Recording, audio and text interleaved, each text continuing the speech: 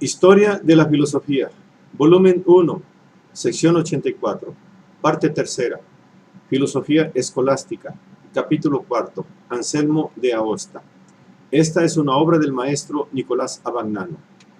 194, la creación. Puesto que Dios es el ser y las cosas existen tan solo por participación del ser, toda cosa tiene su ser por Dios. Tal derivación es una creación de la nada. Y, de hecho, las cosas creadas no pueden proceder de una materia. Esta, a su vez, debería derivar de sí misma, lo cual es imposible, o de la naturaleza divina. En este caso, la naturaleza divina sería la materia de las cosas mudables y estaría sujeta a los cambios y a la corrupción de las mismas. Ella, que es el sumo bien, estaría sometida a la mutabilidad y a corrupción. Pero el bien sumo no puede dejar de ser tal. La materia de las cosas creadas no puede ser ni por sí ni de Dios. No hay, pues, materia de las cosas creadas.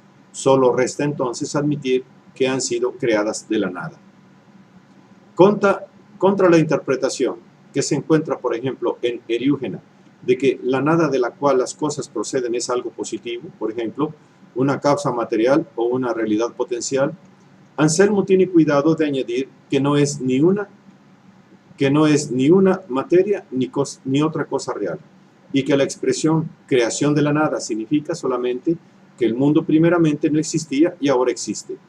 La expresión creación de la nada es idéntica a la que se emplea diciendo que se ha hecho de la nada, un hombre que ahora es rico y poderoso y antes no lo era. Indica el salto de la nada a algo. El mundo ha sido, con todo, racionalmente creado, y nada puede ser producido de tal manera sin suponer en la razón de quien produce un ejemplar de la cosa que ha de producirse, esto es, una forma, similitud o regla de ella. Debe, esto es, existir en la mente divina, el modelo o la idea de la cosa producida, como en la mente del artista humano hay un concepto de la obra que se ha de realizar, con la diferencia de que el artista tiene necesidad de una materia exterior para efectuar su obra y Dios no. Y de que el primero debe sacar de las cosas externas el concepto mismo de la obra, mientras Dios crea por sí mismo la idea ejemplar. En uno y otro caso, no obstante, la idea de la obra es como una palabra exterior. Perdón.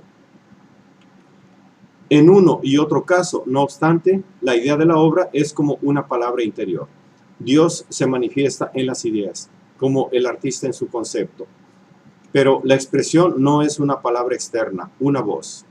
Es la cosa misma, a la cual se dirige el ingenio de la mente creadora. La creación de la nada es precisamente esta articulación interior de la palabra divina. Sin la actividad creadora de Dios, nada existe y nada dura. Dios no solamente lleva al ser a las cosas, sino que las conserva y hace durar continuando su acción creadora. La creación es continua. De aquí se sigue que Dios está y debe estar por todas partes. Donde Él no está, nada hay y nada está en pie. Esto no quiere decir, por cierto, que Él esté condicionado por el espacio y el tiempo. En Él no hay arriba ni abajo, ni antes ni después, sino que Él está en todas las cosas existentes y en cada una de ellas, y vive una vida interminable que es toda a la vez presente y perfecta. 195. La Trinidad. La palabra interior de Dios no es un sonido de voz, sino esencia creadora. Este es el punto de partida de la especulación trinitaria de San Anselmo. Aquella palabra interior es la divina sabiduría, el verbo de Dios. Por él todo ha sido dicho y todo ha sido hecho. El verbo, por un lado, es idéntico con la esencia de Dios. Por otro, idéntico con la esencia de la criatura. Es idéntico con la esencia de Dios porque no es criatura, sino principio de la criatura, y porque está en Dios, en el cual no subsiste diversidad ni multiplicidad. Por otro lado, es la esencia misma de las cosas creadas, ya que, ¿de qué sería verbo si no fuese verbo de ellas? Todo verbo es verbo de alguna cosa. Es necesario, entonces, entender que no existiría el verbo si no existieran las criaturas. La cosa es inconcebible, porque el verbo es necesario y eterno como Dios mismo. Pero, por otra parte, si las criaturas no existieran, ¿cómo podría ser verbo de lo que no existe? La solución es que el verbo es, en primer lugar, la inteligencia que Dios tiene de sí mismo. Así como la mente humana tiene conocimiento y comprensión de sí misma, también Dios. El verbo es, pues, coeterno con Dios, porque es la eterna inteligencia que Dios tiene de sí, pero al mismo tiempo es también verbo de las cosas creadas. Con un solo y mismo verbo, el Sumo Espíritu habla de sí mismo y de todas las cosas creadas. Si tales cosas en sí mismas son mudables, con todo son inmutables en su esencia y en su fundamento, que está en el verbo divino, y existen tanto más verdaderamente cuanto más semejantes son a tal fundamento. Por su parte, el verbo, aún en su identidad con el Sumo Espíritu, se distingue de él. Ellos son dos, aunque no pueda expresarse de qué manera lo son. Son distintos por la recíproca relación, por cuanto uno es el Padre y otro el Hijo. Y son, en cambio, idénticos en la sustancia, por cuanto en el Padre hay la esencia del Hijo y en el Hijo la esencia del Padre. Única e indivisible es, en efecto, la esencia de entrambos. Ahora bien, si el Sumo Espíritu se reconoce y se entiende en el Hijo, debe también amarse. Sería inútil, en efecto, la inteligencia sin el amor. El amor depende, pues, de la inteligencia que el Espíritu Sumo tiene de sí. Esto es, depende a la vez del Padre y del Hijo. Esta dependencia no es generación. El amor no es hijo. Y sin embargo, es una dependencia que supone participación en su naturaleza común. Y puesto que tal naturaleza es espíritu, el amor se llama espíritu. Cada una de las tres personas divinas, participando en toda la esencia divina, recuerda, entiende y ama, sin necesidad de la otra, aunque la memoria sea propia del Padre, la inteligencia del Hijo y el amor del Espíritu. Cada uno de ellos es esencialmente memoria, inteligencia y amor. De la inteligencia, memoria y amor de cada uno de ellos no se derivan otros hijos y otros espíritus. En esto consiste el misterio inexplicable de la Trinidad Divina.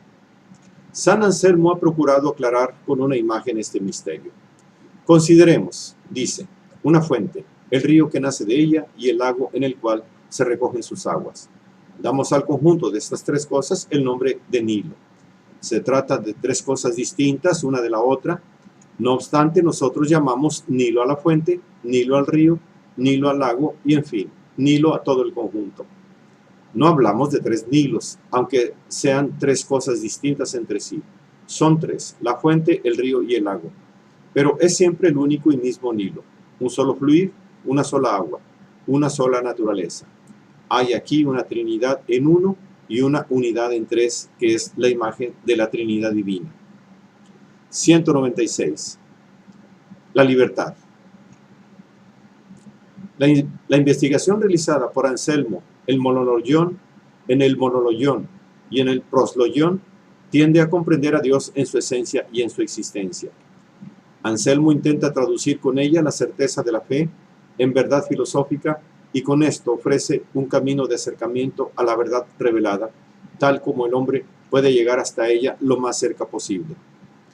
Pero paralelamente a esta investigación, Anselmo emprende otra, dirigida al hombre y a sus posibilidades de elevarse hasta Dios. El tema de esta investigación es la libertad. A ella, Anselmo ha dedicado dos obras, De libero arbitrio y De concordia prescientiae et predestinations, nec non et gratiae deicum libero arbitrio, compuesta, esta última, el año 1109 después de su vuelta a Inglaterra. La libertad supone, en primer lugar, dos condiciones negativas: que la voluntad sea libre de coacción por parte de toda causa externa y sea libre de necesidad natural interna, como es el instinto en los animales. La libertad es esencialmente libertad de elección y esta falta donde hay coacción y necesidad. Supuesto esto, Anselmo excluye que la libertad pueda definirse, como había hecho Escoto, como posibilidad de escoger entre pecar y no pecar. Si fuera así, ni Dios ni los ángeles, que no pueden pecar, serían libres. En todo caso, además, quien no puede perder lo que le favorece es más libre que aquel que lo puede perder. Y así, quien no puede alejarse de la rectitud de no pecar es más libre que cualquier otro individuo que puede hacerlo. La capacidad de pecar no aumenta ni disminuye la libertad. Por esto no es parte o elemento de la libertad. El primer hombre ha recibido de Dios originalmente la rectitud de la voluntad. Esto es, la justicia. Hubiera podido y debido conservarla, y a este fin precisamente le fue dada la libertad.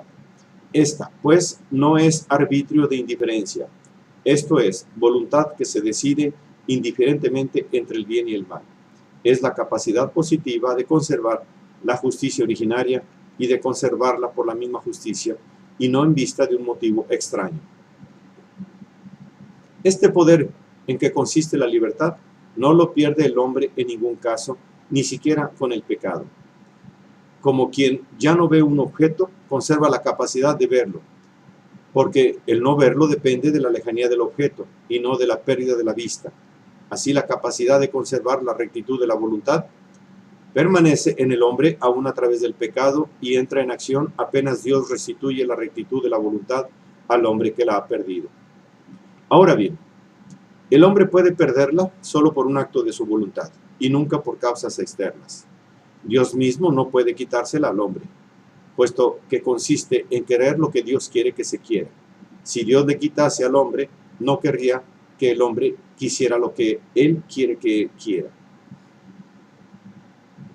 Puesto que esto no se puede imaginar, Dios no puede quitar al hombre la voluntad justa, solamente puede perderla el hombre. Nada, pues, es más libre que la voluntad. No contradice a esto la frase bíblica de que el hombre que peca se convierte en esclavo del pecado. Que se convierte en esclavo del pecado significa solo que pierde la rectitud de la voluntad y que no tiene la capacidad de volverla a adquirir sino por don gratuito de Dios. La esclavitud del pecado es la impotentia non peccandi. El hombre que ha perdido la rectitud de la voluntad no puede dejar de pecar, pero aún así permanece libre, porque conserva la posibilidad de conservar aquella rectitud si le es devuelta. De esto resulta que Anselmo, como San Agustín, establece una estrecha relación entre la libertad humana y la gracia divina.